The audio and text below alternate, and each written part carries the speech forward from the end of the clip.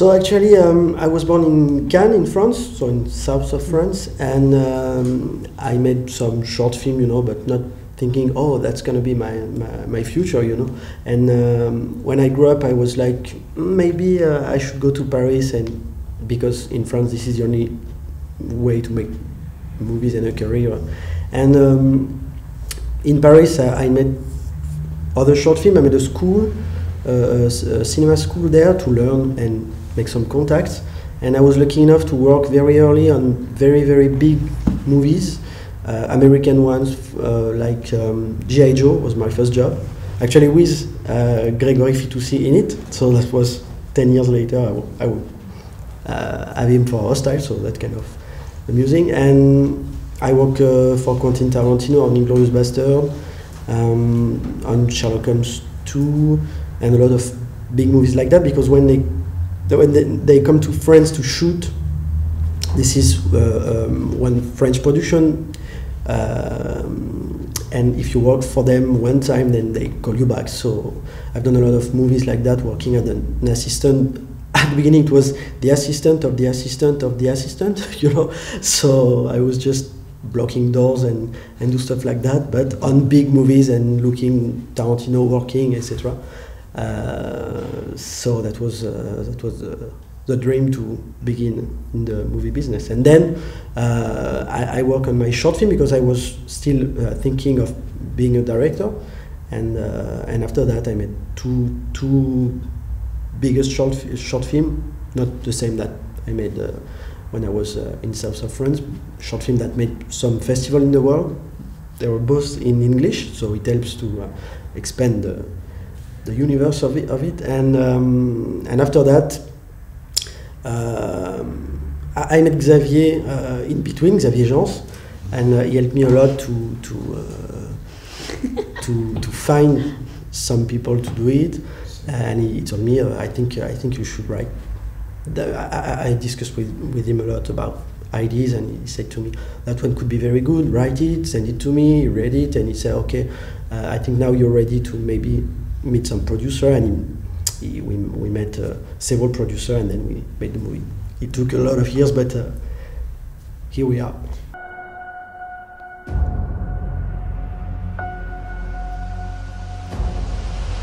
Already had the character of Juliet in mind. Did you think immediately that she was the right girl to play that complex role? Not immediately. It took 2 minutes. Oh. No, actually, in the beginning of the process, I was like, okay, we were talking a lot with Xavier, and he said to me, before casting the part, I have someone I think could be perfect to the part. Mi chiamo Juliet e sono sopravvissuta all'Apocalisse. So the movie just stopped and then came back, and this is when Xavier told me, just let me do that and then you decide. And we met, and it was obvious for me. Pensi che io sia fortunata? Ti sbagli. I met Xavier through a film called The Crucifixion, which is a story about friendships, about love in a way, as well as being a horror film. It has this really human, emotional connection there. And it's a film about two real people, two young girls who, having grown up in an orphanage, find their way to a convent because that seems the natural path for them. Joining there, you know, they get involved in the everyday life. One of them goes away to travel, comes back and suffers a mental breakdown. At that particular period in time, wasn't taken very seriously. She's considered to be possessed, and the film sort of explores that. It explores kind of the natures of mental health, the nature of faith, the nature of friendship. I played a really vulnerable young character who felt that she wasn't able necessarily to speak out against the abuses that she saw. And so I got cast for that in London by this really cool casting director, Des Hamilton, who's worked with all sorts of interesting people. He does a lot of street casting. And to come on board and get to play a young Romanian girl like this was super cool for me, super interesting. And I first met Xavier, I actually got cast kind of via a videotape I went and did my tape, didn't hear anything for a couple of weeks and thought, oh, well, I've not got that. And actually was really upset because I read the script and it was a character I really, really connected to. But I got this phone call like, okay, come to Romania. So I went out there, spoke to Xavier on Skype, and we rehearsed that way. And the very first day I met him, I got whizzed over. We were shooting in Bucharest. They took me straight to costume and I put on this nun costume, which is, I don't know if you've ever seen what a nun wears underneath her robes, but it's literally like armour. You put on a pair of tights, you put on a pair of socks, you put on a skirt, an underskirt, an overskirt, like an apron, a shirt, a vest, a dress over the top, like several, like a little hat, a scarf, and I arrived and I was nothing but this tiny pair of eyes, and I thought, oh gosh, I get to meet this massive director who's done these incredible films, and he's going to see me, and I'm just going to be this pair of a ridiculous character. But I stepped out into Bucharest, into the city, and immediately a whole stream of nuns about my age walked past, and I was like, this is my place, these are my people. But yeah, I had this incredible shooting experience with Xavier. And then when I came to do the ADR a few months later, he mentioned to me that he had a filmmaker friend who was making a cool script with a really interesting female role. I went away, read that, I think the next day, and immediately I just wanted to play Juliet. I still haven't seen a character that's so complex, so layered, that allows you, as an actress, to have explored so many different things. She lives a lot in the 90 minutes of the film. And I sort of got to play two different people as well, a person before something and a person afterwards. And I met Mathieu one crazy day in London and came to visit. We kind of did a little tour, wandered around Hyde Park. I think immediately you thought I was completely mad. I remember the first thing, we sort of all sat down for a coffee and I was like, ooh, I'm meeting these very edgy French directors, and they asked me what my favourite film was, and I thought, oh gosh, I'd better think of something cool. Took a long pause and asked them what their favourite film was, and they said Jaws and Titanic, and I realised I was in okay company. I could be honest and be myself. Tutto quello che rimane ora sono i ricordi. Ma qualche volta i ricordi possono salvarti la vita. You just have to be a junkie that becomes a mother, then loses the baby, then becomes entangled in a post-apocalyptic viral post-apocalyptic world, and you have to train to be a kick-ass survivor. So it was really easy for you, I guess. How was he as a boot camp instructor? You can go. Well, I never felt, in the process, in spite of the fact I had a lot of things to do that wouldn't otherwise have been quite intimidating, I always felt very safe working with Mathieu. Everything I was given was grounded in real facts, in real research that I could go away and have a look at, in a feeling that I knew exactly who the person was that he wanted to create. So nothing ever felt scary. They all felt like parts of her that I had to find. And we spent a long time researching, talking about these things, knowing how all these things, the final character that you see, without giving away too much of the plot, is composed of all these different elements of her life. And you see how she's come to be the person that she is at the end, with a specific set of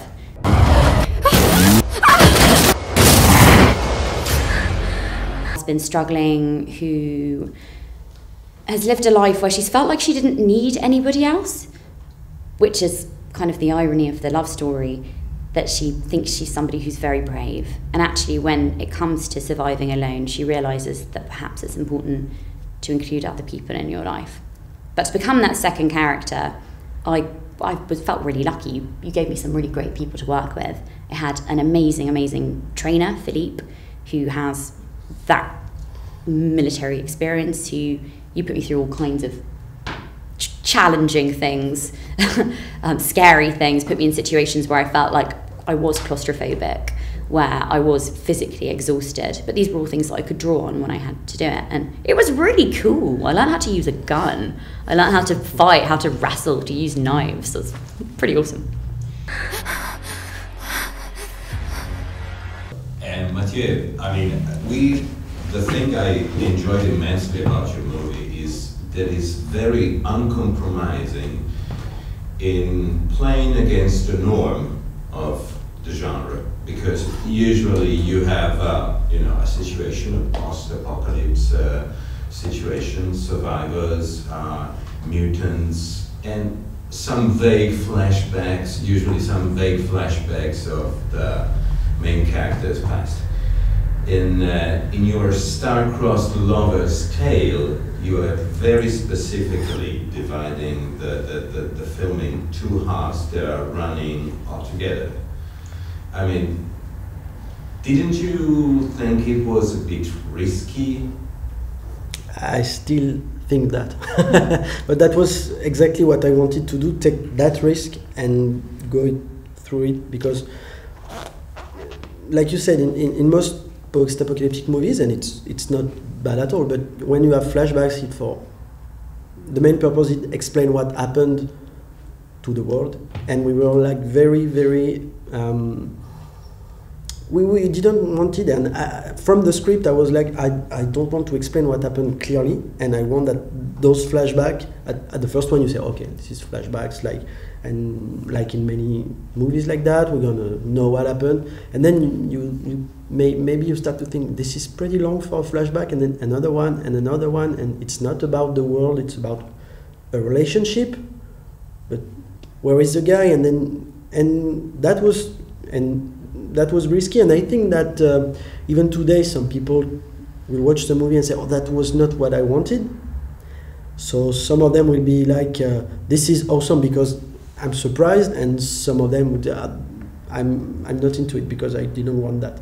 That's the kind of reaction I wanted, especially, and we use that even in the trailer, and even in the poster. We were like, okay, let's sell to the people a post-apocalyptic movie to keep the surprise and that strange feeling that the movie is very 50-50 to different movies. And even in the way we shot it, and even in the way we thought about it, it was really we could have done, that kind of story, but with one style and one unique way to direct it and do the shots. And if you look at the movie, you will see that for all the post-apocalyptic part, it's a very long shot, complicated ones, and I wanted it to be very polished.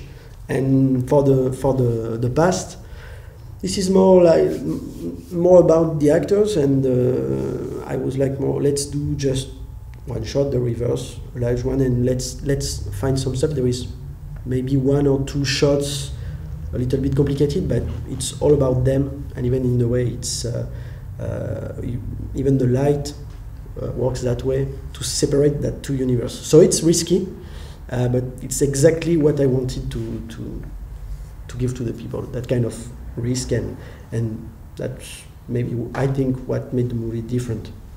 Pensi di aver toccato il fondo, ma è appena iniziato la caduta. Actually, the challenge was that we had 24-25 days for the whole movie, so you have two choices. You can do, and when you have not a lot of money, you can say, okay, that's going to be a nightmare because we have to switch from one to the other. And our choice and our idea was to say, okay, we don't have a lot of money, we have to choose what we can do. So we said, okay, let's do the shoot from the beginning of August to the beginning of October. And let's do 3 big short movies. So let's shoot go to New York, stay a little bit there to continuing the prep that some executive producer in the US began earlier. And then we come there, we stay maybe 5 or 6 days, and then we shoot. And then we come to Paris, we continue the shoot. So all the flashbacks were done like that. And then we have a long pause, I think it was 2 or 3 weeks. Yeah, it was. So Brittany, we could use that time for the training, etc. Some stuff. A lot of press-ups. So you can really see that she changed a little bit between the two. I'm talking about physically. So that was very important. And the legs become longer.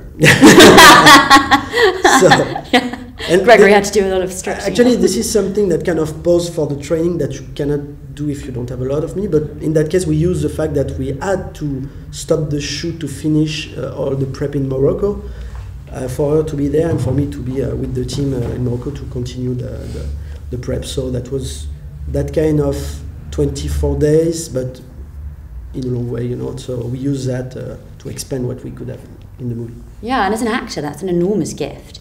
If you're playing someone who changes over a period of time, to have two real different locations. Like New York, the second I stepped off the plane, I think New York is such an integral part of the character I play. Living in New York is like nothing else. You can be totally anonymous in a city of how many million people?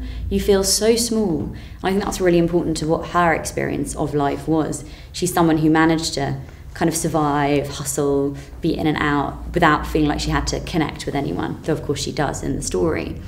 And I mean, the New York shoot was just mad. Something crazy kind of went wrong every way, in every day, but was used totally to our advantage. I have so many stories from that part of the shoot. And then Paris, of course, with the love stories, is such a romantic place to shoot.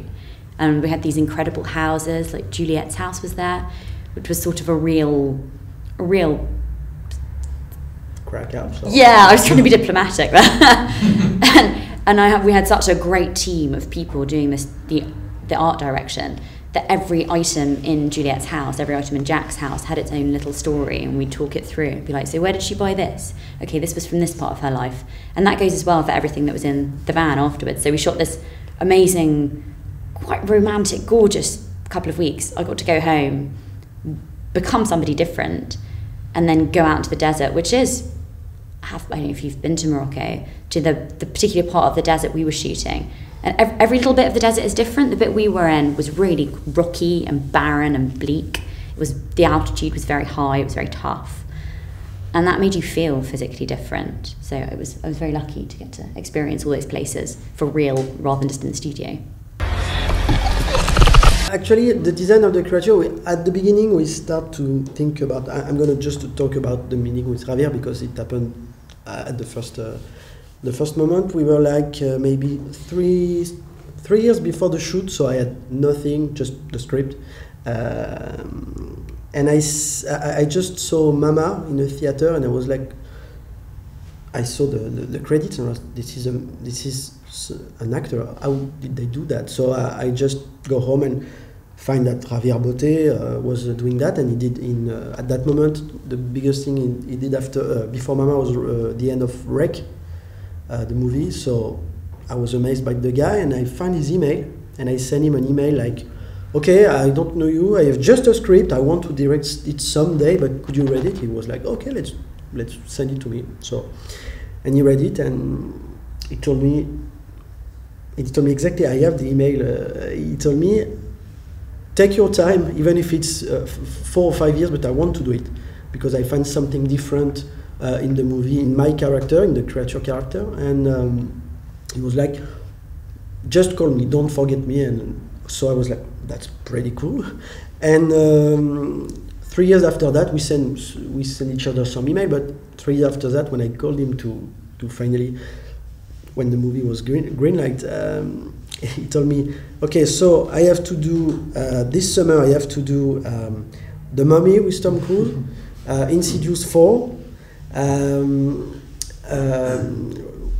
It, just blockbusters, and your shoot could be possible, but just after that I have to go back to LA to do some stuff on Alien Covenant. So I was like, okay, man, and he did it. So he did. He flew. He's living in Madrid, but he was in LA, and he take his plane directly to Morocco to do the part. So it was awesome to have him, and I couldn't have the same feeling without Javier. We are also the talent of Jean-Christophe Spadaccini, so the creature designer and makeup artist. We discussed a lot about what it could be and why, especially why.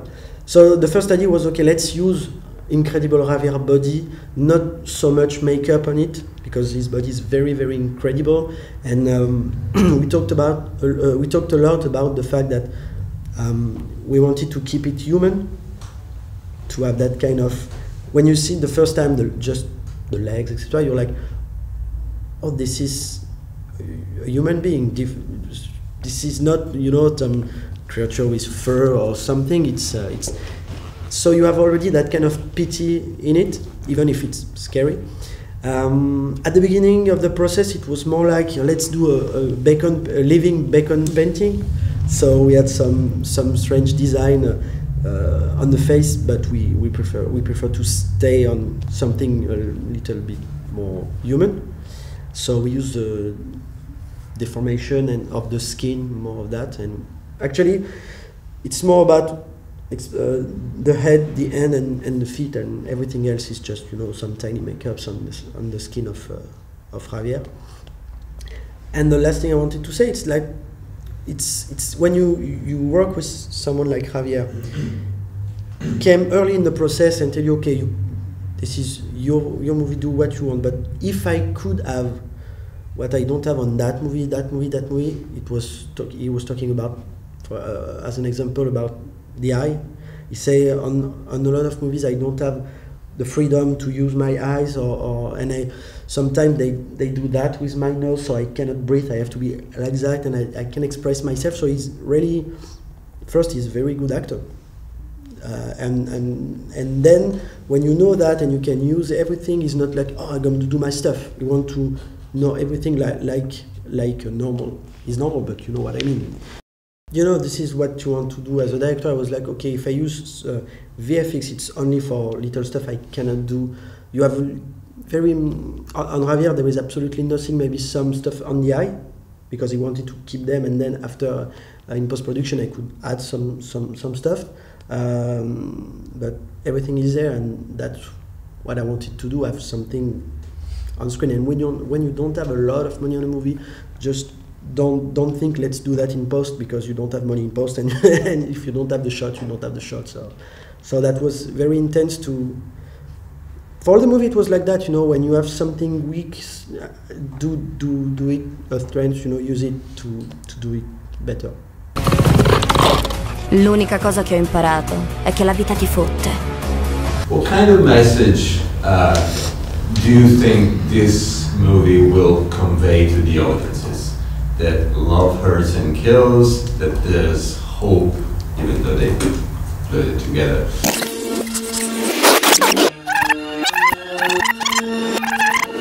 It's not one message, but I could talk a lot about it and say that maybe the meaning of the character is, and I'll let you explain that, but for the movie it's like Juliette, you know, she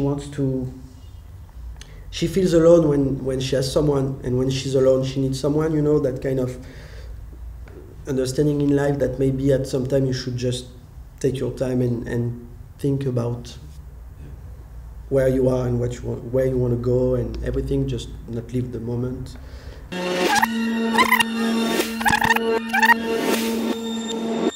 There is no clear message because I want people to use it. I cannot say, okay, you have to think that way for the end, or for the character. You talk more about the character, but the general message could be that when you don't have anything left, do you want to continue or not, and why? And you know why when you see the movie. And that was a big thing we talked about in the preparation. What is the point when society ceases to exist, when you don't have people to live for, when you don't have a job to go to, your structured day, which is the big question of what we are as humans and what is the purpose. But for me, the big, nice, positive message that comes out is about saying the things that you feel when you have the chance to. I think the big problem for Juliette in the second half of the film is that she never told Jack how she felt. And I don't want to give you a spoiler, but she maybe gets that chance.